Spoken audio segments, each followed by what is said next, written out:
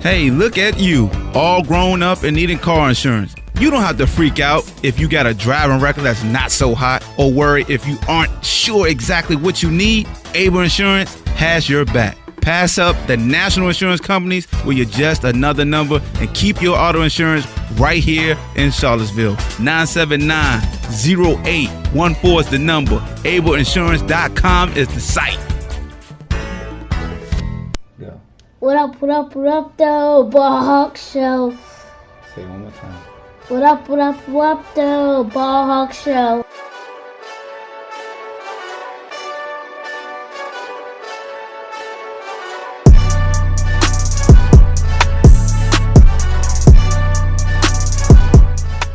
What up, though? Welcome to the BallHawk Show podcast. I'm your host, Amar Hawkins. Appreciate you rocking with me and tuning in to my podcast, to this latest episode as we discuss RJ Hampton and this huge decision to forego college and go play basketball in the Australian National Basketball League. RJ Hampton is the number 5 prospect in the ESPN Top 100 class of 2019. So before we get started, this episode is sponsored by Able Insurance. Go to ableinsurance.net for all your insurance need. Able Insurance has been servicing the state of Virginia for over 20 years.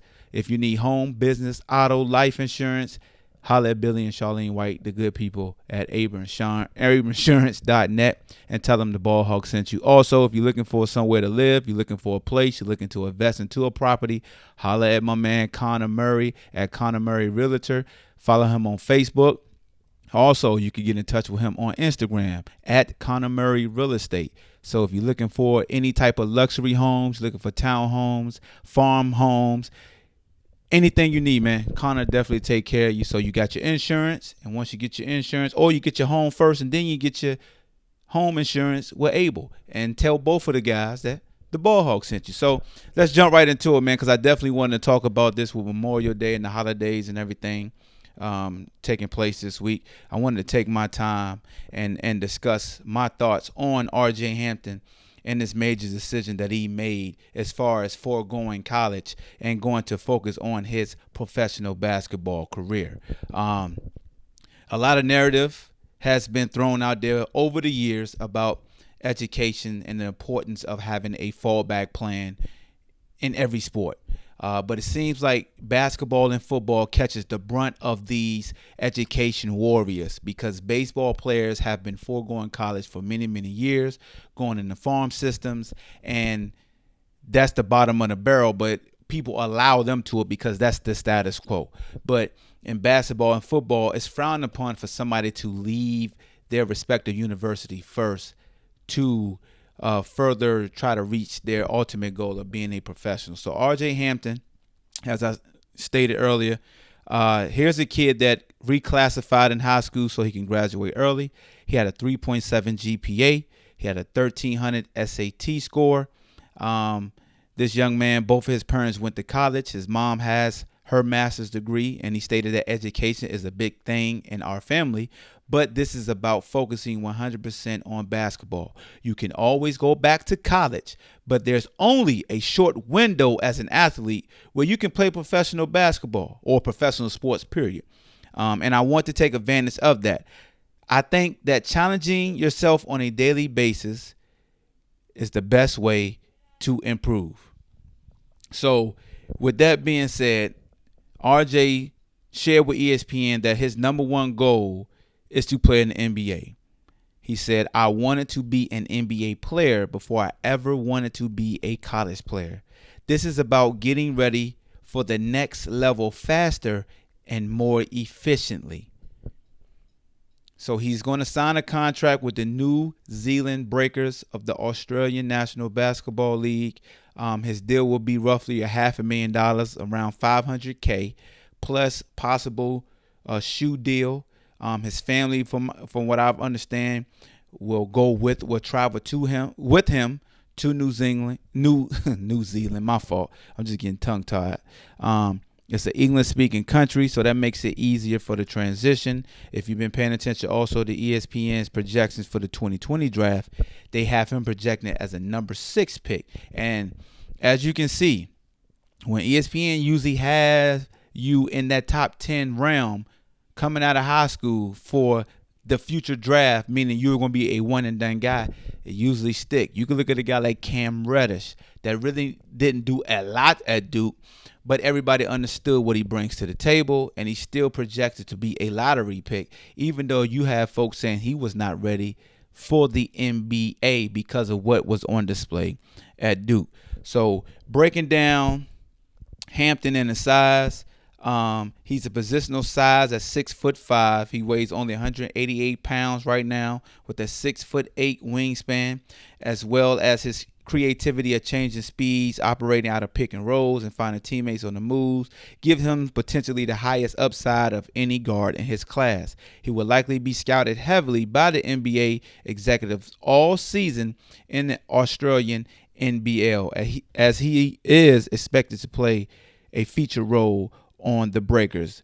The team has won 4 league titles in the past 9 years and is partially owned by 4-time NBA All-Star Shawn Merriman, as well as ex-Florida player Matt Walsh, who spent time with the Miami Heat. Walsh stated that signing a player of RJ's caliber is monumental undertaking that we don't take lightly at the Breakers. His family has entrusted us with their son spending one of the most important years in his development in New Zealand, and we're going to do everything we can as an organization to ensure that he reaches his goal of being a high draft pick and prepare him as best as we can to come in ready to make an immediate impact in the NBA.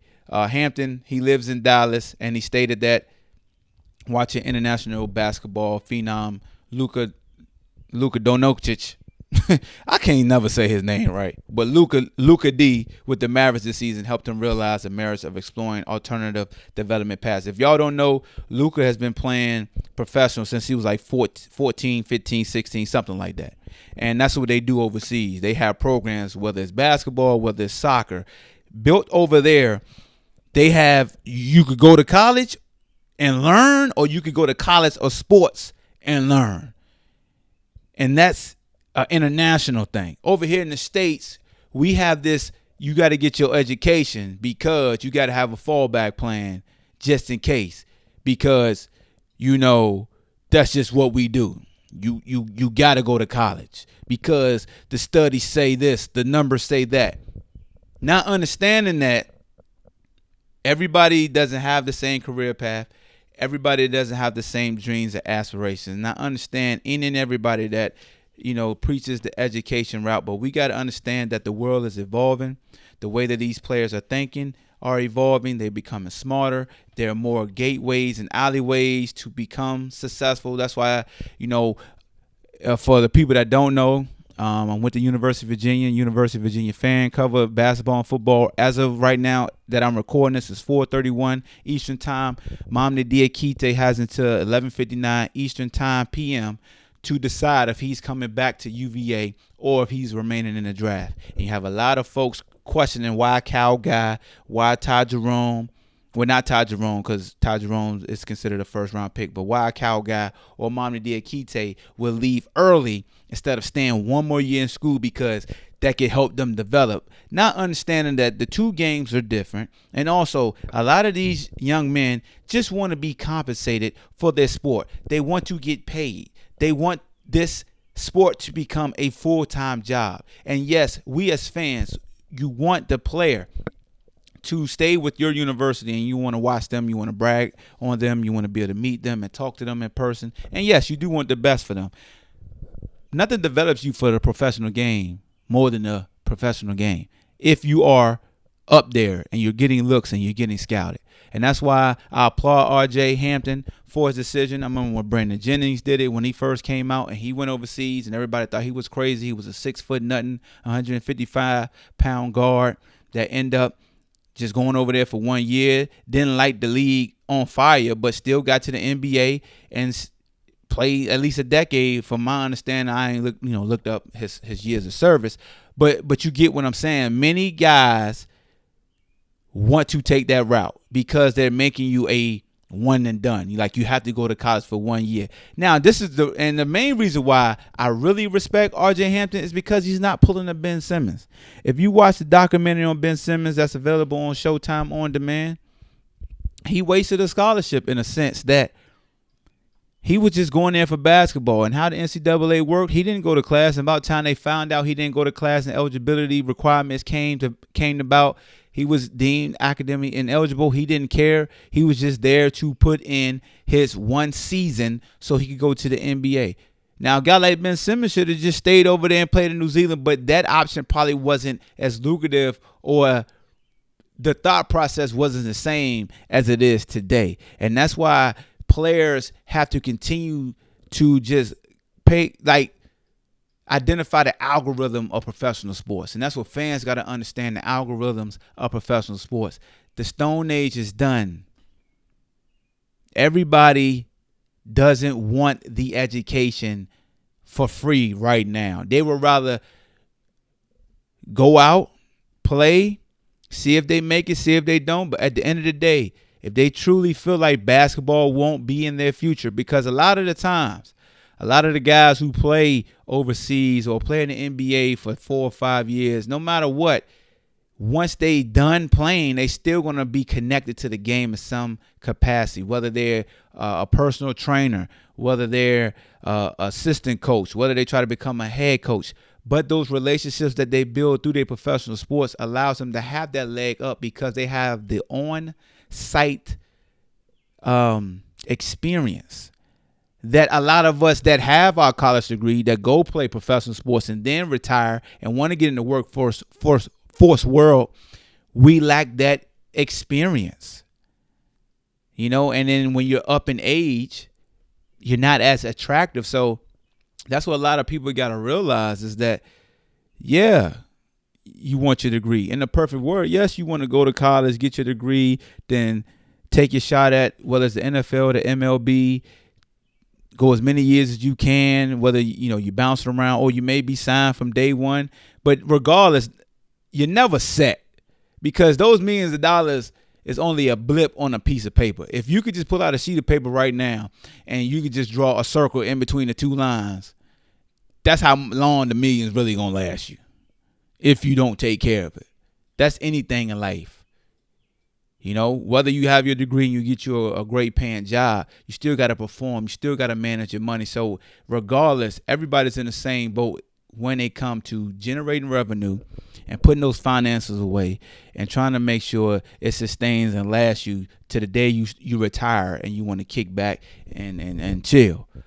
But I'm really past you got to go to the school and get a 4-year degree. There's so many trades out there. You can obtain a CDL. You can become a barber. You become a plumber, HVAC, electrician. You could do so many things in life that we have to stop forcing folks to be in debt. It's because if they don't have the finances to go to college, and yes, you could get student loans, but you're basically encouraging them to welcome themselves to debt and Sally Mae. Maybe that's just a bad example, but you get what I'm saying. Because there's many times where someone's in high school, they never know about a trade school that's available. Like here in Charlottesville, you have K-Tech. It's a trade school that can help you have an alternative option to a 4-year college or a 2-year college when you want to get your associate and then go to a 4-year college. But right now, as an athlete, your trade is your sport. And if you truly believe in your ability, you bet on yourself with no regrets. RJ Hampton, I salute you for this. I know a lot of people are going to question you. Nobody questioned the young man, and I forgot his name, in baseball that's going to play in Japan.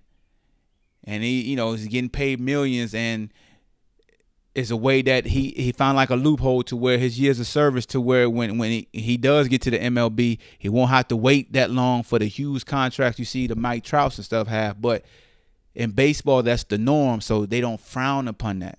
But in basketball, do you ever see folks throw out numbers of how many straight out of high school baseball players that don't make it to the major leagues? I don't ever see anybody even at least throw that stat my way. Everybody always had that stat on tap for NFL guys who leave early or NBA guys who leave early. Like, do we ever talk about a tennis player needing education? Do we ever talk about a golf player needing education? Like, do we talk about track people need, like, somebody, Usain Bolt, you got your college degree? Like, are we really, like, that's what I'm saying. It seems like it's only 2 sports we talk about education. That's football and basketball. That's it. That's it. I don't know why. And those are the 2 biggest sports. And I know I just answered my question. That's why. Because the NCAA making a killing. Coaches making the killing. Hey, coaches, I ain't hating on y'all. Make your money, man. That's your living. I never hated on the coach for getting paid millions of dollars. But we can't sit up here and keep thinking the scholarship is, oh, you getting the scholarship. Okay. And then what? Because you got some players who outproduced what the scholarship is providing them. You got the likeness of their jersey. You got the likeness of T-shirts. The numbers on everything. Number 4 on a basketball team is an All-American. Like, we don't know who number 4 is. Like, a number 1 Duke jersey. We know that's Zion. Come on, son. You selling the number 1 Duke jersey. No, they ain't buying it saying Duke number 1. They buying it because Zion wear number 1. Let's call a spade a spade. Athletes can't even own their likeness, but we talking about educate. Like, come on, son. That's all I got for y'all, man. It's the Ball Hawk. Make sure you subscribe to the channel. If you're listening on YouTube right now, make sure you subscribe on Spotify, iTunes, Apple Podcasts, Spreaker. It's on so many different sites. Also, Anchor. And, if you listen on Anchor right now, leave me a voice message. If you got any questions or anything that you wanted to add to this discussion, I'll make sure I add it to my next recording.